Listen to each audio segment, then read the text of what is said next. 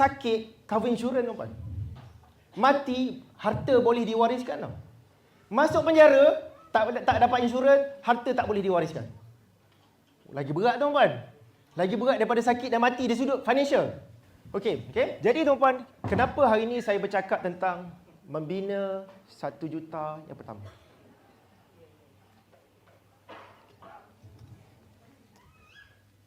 Saya meletak cita-cita 1 juta yang pertama waktu tu, umur saya 25 tahun tuan-tuan. Umur saya 25 tahun. Sekarang ni 45. Waktu tu hutang tak selesai lagi. Cuma saya fikir waktu tu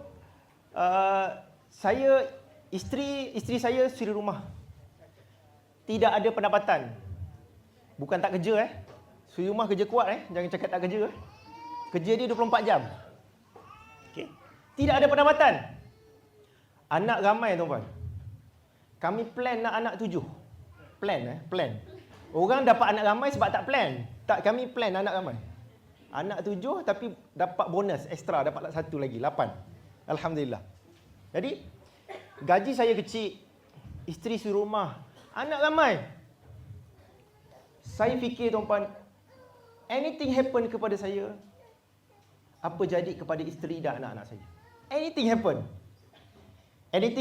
Mungkin saya jatuh sakit. Mungkin saya mati umur muda lagi, anak kecil-kecil lagi, mungkin.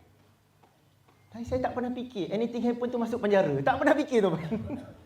Tak pernah fikir. Tak ada saya baca buku-buku kewangan, kena buat persediaan, kod masuk penjara. Tak ada tuan-tuan.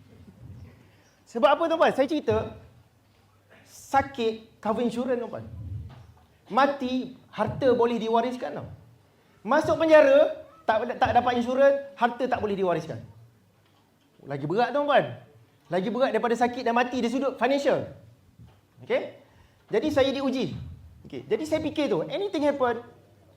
Jadi saya fikir, okey, berapa banyak kekayaan yang saya mesti bina supaya kalau saya tak kerja, saya ada duit, ataupun saya meninggal dunia, isteri dan anak-anak saya boleh survive.